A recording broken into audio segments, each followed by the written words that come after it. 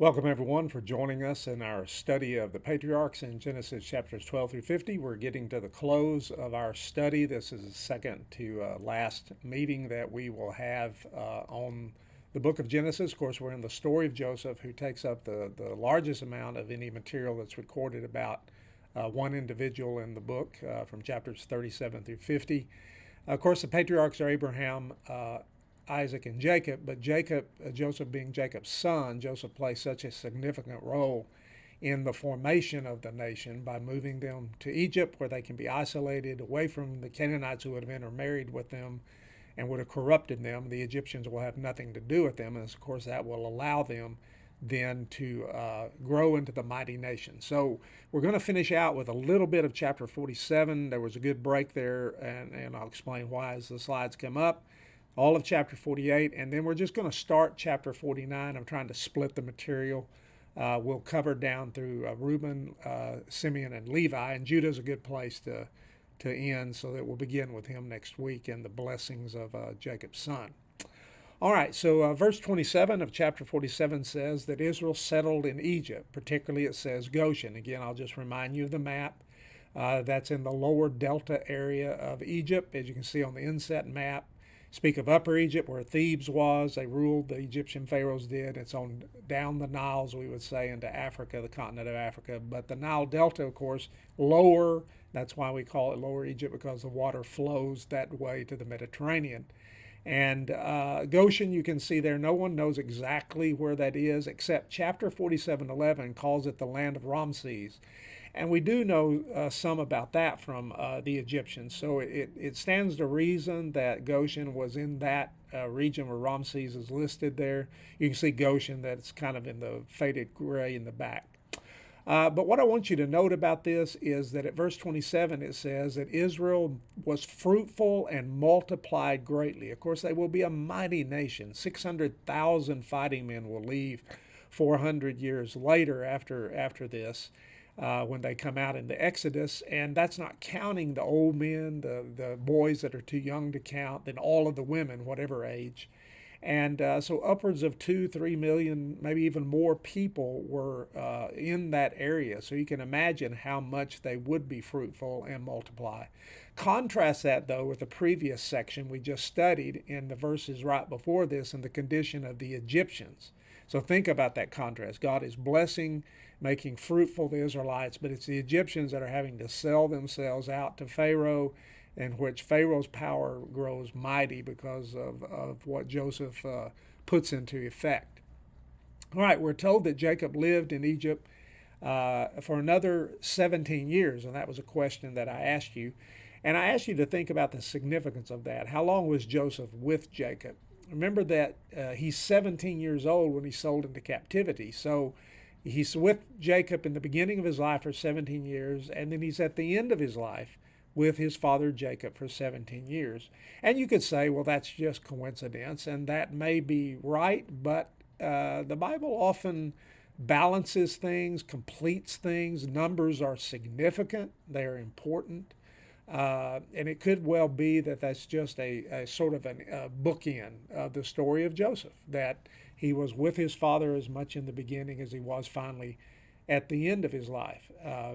Be that as it may, Jacob dies at 147 years of age. Now, what we're into yet is that Jacob is still going to be talking. He's going to talk in chapter 48, the blessing of the sons of Joseph, and then the blessing of all of Jacob's sons that occurs in chapter 49. So you could think that the end of the Jacob material is not until after that. But for all practical purposes, as each patriarch reaches the end of their time, we are told about the days of their years. Isaac, of course, leaves the scene. Jacob takes over, but obviously Isaac lives longer. And so sometimes the text will indicate to us that we've made that shift and we're now to the next patriarch. But for all practical purposes, Jacob's material ends with where we are right now at verse 28 and the ending of this chapter. Even though, as we said, he blesses his Joseph's sons and his own sons. The last three chapters, if we were to think about 48, 49 and 50 concern the future of the nation. Okay, so we're already looking forward to Exodus and thinking about what is going to transpire there. So what he makes Joseph swear to him. Now the picture that we have here is of the blessing of all of the sons, and he's blessing Joseph in this scene. But what we have where we're talking here is that it's just Joseph that is with him. And he calls him to him because it's Joseph that has the power and Joseph that can persuade Pharaoh. Do not bury me at whatever point I die. Do not bury me in Egypt. And I think this is a great testimony to Jacob's faith. His heart rested in God's promised land, and that's where he wants his body to be buried, though decayed and going back to the dust. Egypt is not the nation's future, and Jacob, by faith, wants to share in that. And so the only way to do that is to be buried back in the land. Egypt is just a way station, as we say at the bottom there, protecting the people from harm. But it is only a temporary place. It is the land of Canaan, which is the promise of the covenant that was made with Abraham and Isaac and Jacob. All right, so in chapter 48, Joseph is told that his father is ill. And of course, this will be the beginning of the fact that there'll be another episode in which he'll bless his sons. And it could be that the two episodes are connected. But be that as it may, we are at the end of his life. So when he calls Joseph to him, he summons his strength. It's interesting that they told Jacob, but verse 2 says, then Israel summoned his strength. So it's interesting that you go back and forth between the name. Some commentators will make indications about that, whether or not it's saying anything or not. We remember that his name has changed, and that will be the name of the nation. So he says, God Almighty appeared to me at Luz, and that's where, of course, he saw what we call Jacob's ladder, a staircase that went to heaven in that dream, that angels were ascending and descending on it. God spoke to him from heaven. And he called the place Bethel, or Betel, and the El means God, and so the other word means house, so the house of God, that this is where God manifested himself. And remember that this is early on. Twice, of course, he will come to that place, and it will be renamed Bethel rather than Luz, as its ancient name was. In chapter 28 is when he is exiting the land to go find a wife in Padan Aram, among Rebekah's kinsmen. And then in chapter 35, when he returns after 20 years and has all his family, he comes back to Bethel. And of course, it's a significant place. The focus is on God's promises to Jacob's family for generations to come. And so then at verses 5 and 6, he makes a very, very interesting claim that I'm sure Joseph wasn't even expecting himself. He says, your two sons, the ones that were born in Egypt, are mine. And he names them Ephraim and Manasseh. They are both now belong to Jacob. Jacob says, as Simeon and Levi are mine, I now make Ephraim and Manasseh mine. So what is he doing? In effect, Joseph is receiving the birthright. And the birthright meant you were the firstborn. Now, we're going to talk about Reuben even today and why he's excluded. He is physically the firstborn of Jacob. He should have been the one that received the birthright, meaning that he would receive a double portion of the inheritance. Flip over in your Bibles, if you have it, to 1 Chronicles chapter 5, verse 1 and 2. And here we're told explicitly, the chronicler says, the sons of Reuben, the firstborn of Israel. And then he says, for he was the firstborn, but because he defiled his father's couch, his birthright was given to the sons of Joseph, the sons of Israel, so that he could not be enrolled as the oldest son. Though Judah became strong among his brothers, and a chief, meaning the king, David, came from him, yet the birthright belonged to Joseph. So the significance of that is that there is no tribe of Joseph, but there is a tribe of Joseph through his two sons. There are two tribes, so he gets that double portion. And note in this verse that Jacob names Ephraim before he's ever blessed them. He names Ephraim the younger before Manasseh, and that will be significant as we come to the blessing. So it says to us that Jacob's eyes are dim, and he says, who are these? Because Joseph has brought his sons with him.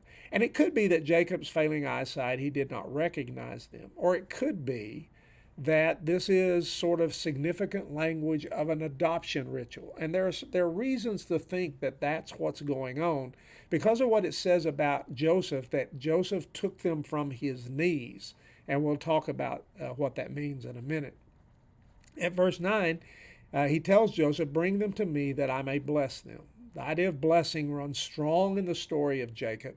It's a key word in his life 37 times, 9 times in chapters 48 and 49, of course, as we expect, the blessing of Joseph's sons and the blessing of his own sons. But back in that section, 27:1 to 28:9, where Isaac blesses, and then, of course, as he goes on to the land of Padan Aram to find his wife, and God appears to him 19 times in that section.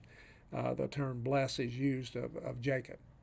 So here is that really interesting phrase at verse 12. Then Joseph removed them from his knees. So probably is thinking in terms of they have bowed to the ground. They're all bowed to the ground because it does say to us in this text that Joseph bowed his face to the ground.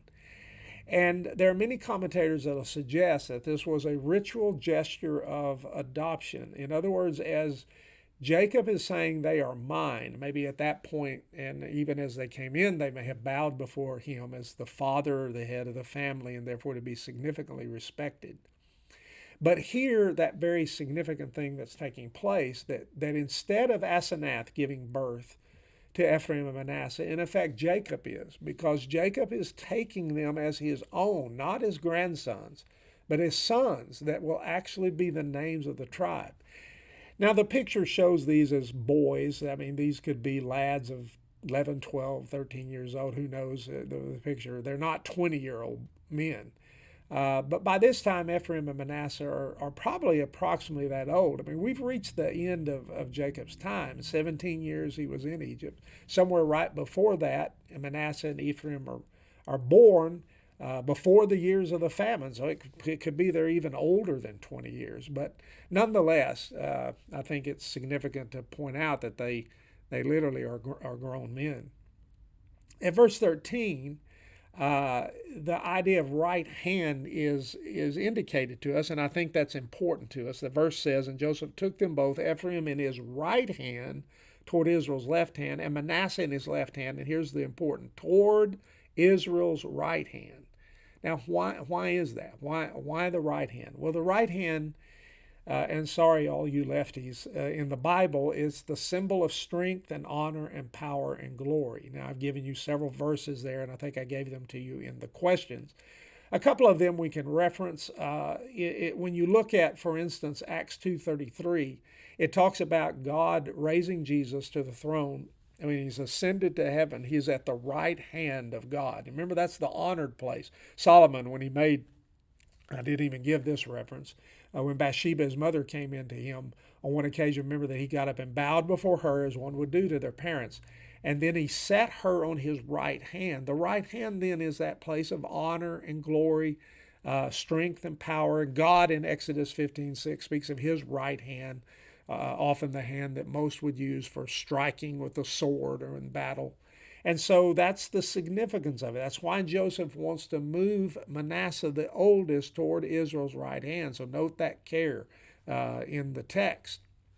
But here's the interesting thing that happens, and the picture shows that. Jacob, though he's dim in his eyesight, crosses his hands and puts the right hand on Ephraim's head. Now that needs mighty explanation in verses 15 and 20. And obviously God is behind this because Jacob, again, as a patriarch and speaking, is revealing, okay, as Isaac had done when he blessed Jacob. These words are coming from God, and they are, as Abraham was called earlier, prophet in the sense of speaking forth the words of God. And so in this great speech then that you read of what Jacob says, he says, "God before whom my fathers walked." And it's interesting how the covenant relationship with God often is looked at as a journey. Remember that God said to Abraham in chapters 12, 1 and 2, "Walk before me and be blameless." So all of God's descendants, those that came from Jacob and Isaac and Abraham, had to walk with God, and they had to be blameless. They had to do their best to live holy and righteous.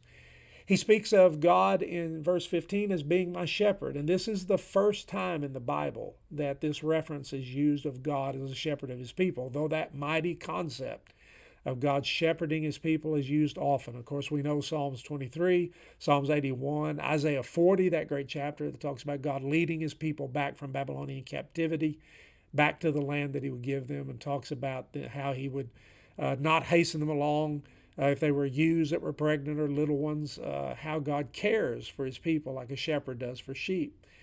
Jesus says, I am the great shepherd of the sheep in John 10:11. And in Hebrews 13:20, speaking to shepherds of local flocks of God's people, he references the shepherd, Jesus. And so that concept runs entirely through the Bible, and this is the first time that it is used in the Bible. In verse 16, he also references the angel who has redeemed me. God, probably the angel of the Lord, or the angel of Yahweh. And this is divine work. Redemption is always looked at as a divine work. Either physically, God's people are being delivered, or, as we would think most importantly, spiritually, that we are being redeemed from the sin that we have committed. We are being bought back from the control of Satan to be put back in God's care and keeping. And interestingly, it's the only time redeemed occurs in the book of Genesis, but that word redeemed occurs often. As we will see in the book of Exodus, God will speak of, I redeemed you from bondage, and it will become the concept through the rest of the Old Testament. And so at verse 16, he says of Manasseh and Ephraim, let them grow into a multitude. So Derek Kidner says, of all that Jacob did in his life, the author of Hebrews chose this as his great act of faith, as he blesses the sons of himself and the grandsons through Joseph, blessing them. And probably, as Derek Kidner says, because it has the quality of reaching towards the promise even in the face of death. He's not going to see it. He'll never lay eyes on it, but he believes it with all his heart, and he knows it will happen. And so having seen it and greeted it from afar, to use the language of Hebrews 11, is the great act of faith that Jacob speaks from. Now, I ask you the question, was Joseph pleased with as he saw Jacob cross his hands, as we see in the picture? And so he's blessing Ephraim with the right hand, giving him that place of honor. And it says that Joseph saw that and even tried to wanted to move Jacob's hands. And Jacob's like brushing him off, saying, I know, my son, I know. There's a touch of irony in this scene. As Walkie says, blind Isaac blessed Jacob without knowing it, but Jacob, who's almost blind, here his eyes dim, knows and deliberately follows God's unconventional plan. How often God blesses the younger over the older. And he says to him, his younger brother Ephraim will be greater than he, Manasseh. So think about it. Who leads the northern kingdom later? And the name becomes synonymous with the 10 tribes. Ephraim, Isaiah 7, verses 2 through 9. Instead of calling the northern kingdom was called, remember, Israel, the southern kingdom, Judah, because that tribe with Benjamin were the only ones that remained faithful to God. And even they would become unfaithful. But Israel just quickly, under Jeroboam, leaves God altogether. The book of Hosea, who is the prophet to that northern kingdom, just constantly refers to the north by the tribe of Ephraim. Just calls Israel, standing for all 10 tribes, as Ephraim. And that's often in the prophets. Think about the significance. Judah and Ephraim will dominate the two kingdoms, so that the brothers, Joseph and Judah, dominate the end of Genesis. And so we see that significance being played out here. And then really fascinating is of the fighting men that leave the land of Egypt. And all of them had to die because of their unbelief and wickedness and rejecting the promise of God. The only two fighting men of that generation that entered the land of Canaan were an Ephraimite and a Judite. The Ephraimite was Joshua, and the Judite was Caleb. And they are the only ones of that first generation that entered with the second generation into the land of Canaan. And so it's significant, again, that these are the tribes and these are the brothers that become dominant in all of the brothers that were from Jacob. All right, at the very end of chapter 48, he blesses Joseph himself before he actually will say more about that when he blesses his sons. He says, I have given to you one mountain slope. And the Hebrew word here is what's called a homophone, or homophone, I mean. It sounds like, like phone, you get it, sound like. And it sounds like Shechem. So you remember what happened at Shechem and how Simeon and Levi, to defend, they said, the honor of their sister Dinah that had been molested and taken by Shechem. Remember, he was the prince, but the city was also called that. And they killed all the men of Shechem and brought such agony on their father. He said, now all the Canaanites are going to gather and band against me and destroy us. But you remember, God sent a great terror against the Canaanites, and they did not. So here, that word mountain slope is a homophone that sounds like Shechem, much like English words some, S-O-M-E, and some, S-U-M. Some, we say them the same word, pronounce the same word, yet they obviously have very different meanings. Joseph received it as an inheritance. Later in Joshua 24:32, that's where he's going to be buried. He's going to be buried there. And even John 4, verse 5, remember the woman by the well mentions that being the place where that Jacob had bought. Now Jacob says here, I took it from the hand of the Amorites standing for all of the Canaanites, so the Canaanites of Shechem, with my sword and with my bow. But the problem with that is that we know in Genesis 33:19 that he purchased from the men of Shechem the land that his tent sat on. So as Abraham had purchased the cave of Machpelah, then Jacob, the only other little part that was owned by the purchase of money was this one, where Jacob buys Shechem. But then that obviously places it in Joseph being given that. But as many commentators have suggested, I think what is being said here is that Jacob tacitly accepts that by his sons, Simeon and Levi leading them, the others probably involved, slaughtering the Shechemites in chapter 34, he, through their actions, the sword and the bow, conquered the city. And in some ways, a foretelling of how the land will be taken under Joshua's leadership. It's going to be taken by force because of judgment, that the people are so wicked. God doesn't take it away from them. Well, there's still hope. Remember, the cup of the Amorites' iniquity is not yet full, and 400 more years will go by before their wickedness is complete. God alone knows that about any nation or any person. All right, so we're only going to cover the first 7 verses of chapter 49, and that will give us equal material to look at next week. Blessings or curses? Boy, when you read some of these in this chapter 49, it just doesn't seem like you can call them blessings. And yet, if you drop down to verse 28 of chapter 49, it says, all these are the 12 tribes of Israel. This is what their father said to them as he blessed them, blessing each with the blessing suitable to them. So they're called blessings, but as I said to you, they look like curses.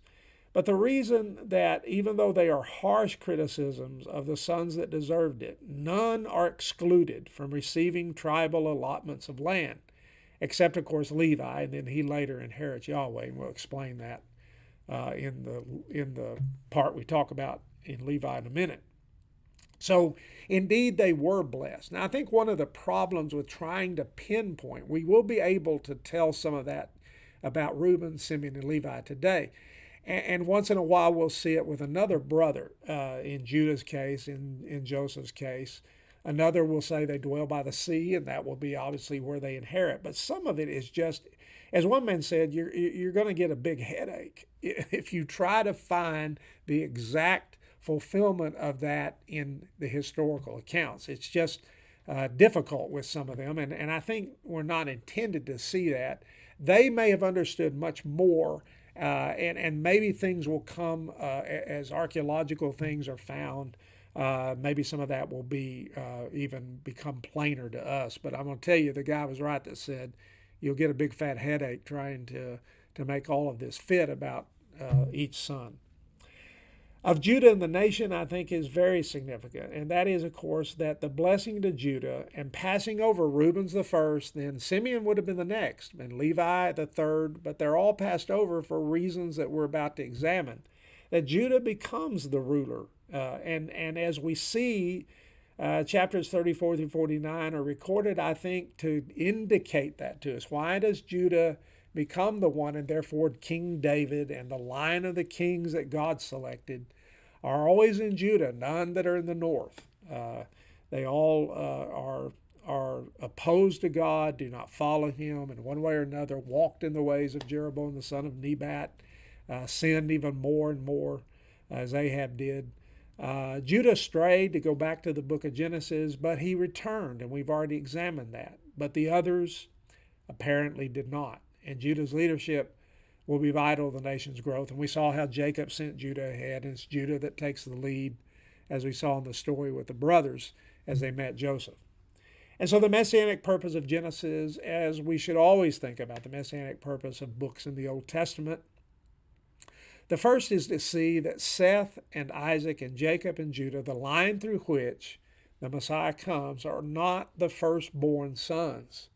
Seth is the second, Cain's the oldest. Isaac, in effect, second because Ishmael was the oldest. Jacob, obviously, that story of Esau. And then Judah, as we've already talked about, is the fourth in line. They're all younger brothers, but they're marked by faithfulness, all right? And that's truly what comes through that line, Cain, Lamech. And what we're going to see that Simeon and Levi act like Cain did in murdering, and Lamech that brags about murdering a man. And if God bless Cain, then 7 times it'll be Lamech is blessed. And that line shows itself not to be godly, but the line of Seth, Isaac, Jacob, Judah. And even in fact, if you look at Abraham and Shem, they are not firstborn sons either. So it's very odd in the ancient Near East to bless the younger over the older. But again, God's unconventional ways. God takes the weak and raises it up. God takes what is despised in the world and exalts it. And you have that, of course, brought out in the book of Corinthians when Paul takes that great concept. And so the blessing of the younger needs explaining, especially in the ancient Near East. And I think that's why you have a lot of this that's recorded in order that might be explained. All right, let's look at Reuben then. As he assembles the sons, let me say something before we get to that. Look at verse 1 of chapter 49. And Jacob called his sons and said, "Gather yourselves together, that I may tell you what will happen to you in the days to come." Now, if you're using the old King James or the new King James, it will say there in the last days, all right? It says something to that effect. I'm using the English Standard Version, and so yours says, I think, in the last days. But the English Standard, the New American Standard, the NIV, many other moderns uses in the days to come. Now, is the phrase in the last days then to be understood as we understand it in the rest of the Bible as messianic, the messianic days? Some scholars believe so, but most think, and that's why most of the modern versions, besides the New King James, of course, is going to follow the Old King James, think it to be more general, as most of the modern versions translate, and that is, here's what's to come to pass in the latter days, in the days that are to follow. Does that include the messianic future? Yes, for sure, because of what he's going to say about Judah. But I think it's just talking in the sense of just the days to come. So I just wanted to point that out to you. All right, so then let's proceed to Reuben. Reuben's in verse 3 and 4. Reuben, you are my firstborn, all right? My might, the first fruits of my strength, preeminent in dignity, preeminent in power. So there's that idea that we saw already. Firstborn is to receive the double portion. Deuteronomy 21 talked about a man who had a wife that was loved and an unloved wife. You think about Jacob and Leah and Rachel. And if the firstborn came from the unloved wife, at the death of the father, or when he would bestow the blessings, he was not to take the firstborn of the loved wife, and so Deuteronomy protected the legal rights of the firstborn. So God had a lot to say about that. In the ancient Near East, beyond the Bible, alteration of the inheritance was always and only due to serious offense against one's own family. And what we see in the story of Reuben is that's exactly, because then he moves from that, you were my firstborn, and you should have been the one. Unstable as waters. Think of water that takes the form of whatever it's put into. You shall not have the preeminence. You're not going to be the one who receives the double portion or leads the family because you went up to your father's couch or to his bed. You defiled it. He went up to my couch as if he looks around to the other brothers. And this is what I mean by, man, this does not look like a blessing at all. And yet it's called a blessing. And I'm sure Reuben probably by this time had changed, or at least I guess I should say, back up on that and say we hope. We hope that he had seen the error of his way. And think about the consequences of sin. One rash decision to do what he did cost him so dearly and continued to reverberate not only in his life, but as we're going to find out, in the life of his descendants, in the Reubenites. And so Jacob's long silence, remember that he knew about it. It was told and Jacob knew about it, but then it doesn't indicate he did anything back then. His long silence is broken, Wenham says, in one of the fiercest denunciations in the book of Genesis. And we might add to that God's judgment as well. All right. So in verse 4, he said, you will not have the preeminence. So I said to you, the consequences go on down to his descendants. First of all, look where the tribe inherited land. The Reuben's down there near the Dead Sea on the opposite side. Remember that God originally intended for the people to inherit on the eastern side of the border of Canaan. I'm sorry, on the western side of the border of Canaan. But Gad, the half-tribe of Manasseh, Reuben, as we'll find out later, they were herdsmen and cattlemen, and the land was really good on that side for, they said, cattle. And so they asked Moses if they could inherit on that side. They had conquered the kings, remember, on that side. So they had defeated them. So Moab and Edom were not permitted by God to be, because they descended, they were kin. But the area where Reuben, Gad, and Manasseh settled, they had conquered these people. So God did grant that. But Reuben and Gad and Manasseh are always going to be on that side, always subject to the first attacks, to the king's highway coming down on the edge of their territory. And in eventuality, they disappear long before the others, or maybe sometime before the others kind of cease. You have them being carved up. And Reuben, there they are, just kind of tiny compared to Judah, compared to Ephraim and Manasseh, how great their peoples are, how much territory they inherit. And Reuben really not even inside the land of Canaan, as we would say. And if I'm accurate about this, check me out on it, but not once in Israel's history that I can find does a leader of the nation, for the nation, not from the judges, not from any time, come from the tribe of Reuben. So if y'all find anything, correct me on this. But again, Reuben as a tribe becomes increasingly insignificant to when they'll finally be carved up, and really before the tribes in the north are taken, they often suffer more of that. All right, let's move to Simeon and Levi, verses 5 through 7. He takes them together, and they must have operated often together, as we saw in the story of Dinah.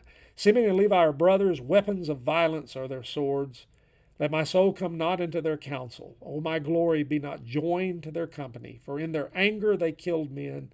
In their willfulness they hamstrung oxen. Cursed be their anger, for it is fierce, and their wrath, for it is cruel. I will divide them in Jacob and scatter them in Egypt. So he talks a lot about their character, and basically sum it up here by saying, cursed be their anger. The severity of their deeds is highlighted against them, and why they are passed over for the blessing. And I think in the other reference, it has to do with what they did at Shechem. It's just an indication. Simeon remembers who Joseph picked to be separate and kept in guard. And remember, they had to eat the grain up that, second time. So he stayed there for however long that took. Then finally the brothers have come a second time. Why did he pick Simeon? Could it have been that Simeon led the attack on Joseph? Just this cursed because of their anger and their wrath and how they would react. And so the consequence on them, as he removed Reuben from being the firstborn, and as he would not have the preeminence, and his descendants would not have the preeminence, hear of Simeon and Levi's descendants. He says, I will divide them in Jacob and scatter them in Israel. So both Simeon and Levi, that's going to happen to their descendants. So let's take Simeon first. First of all, the first census, and this is fascinating. In the first census, the descendants of Simeon have 59,300 people in chapter 1 through 23. That is the men that were numbered. But by the time of the second census, and that's when, remember, all of them had died the first census, and Simeon had been a part of that. They had been a part of that rebellion. That when they entered the land of Canaan under Joshua, they had to have another census. And by that time, the number of Simeonites are reduced to 22,200 in Numbers 26 and verse 14. So almost a third. They are reduced to a third of what they had once been, had been a mighty tribe in numbers. And yet what we're going to see is they just become insignificant.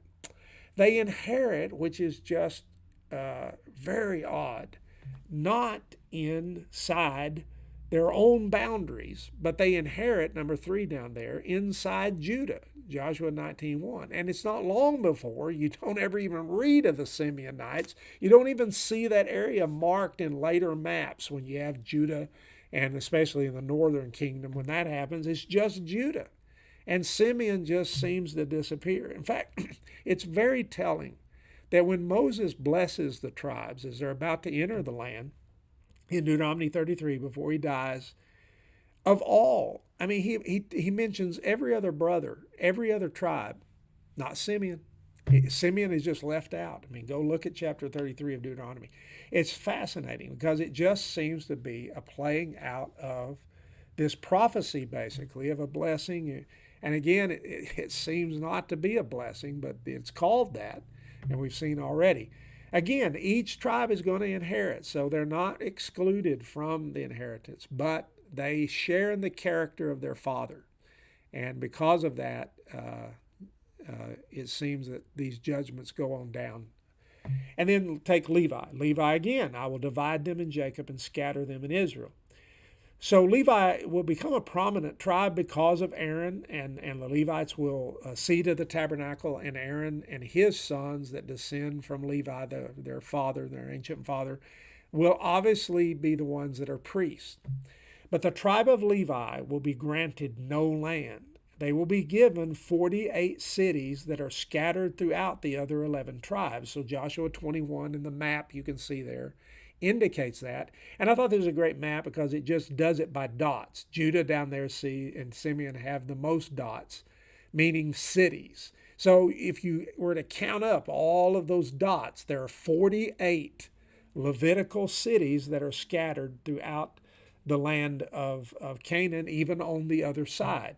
And we'll even see that some of those cities are cities of refuge. There are 3 on the eastern side, and they're scattered north, middle, and south, and there are 3 on the western side, north, middle, and south.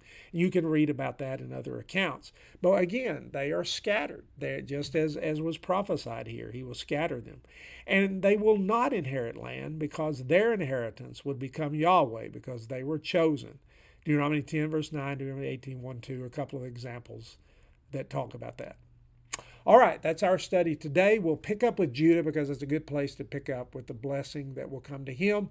And we'll conclude our study of Genesis next week, starting in chapter 49 and at verse 8, and we'll go all the way through the end of chapter 50. Thank you for listening.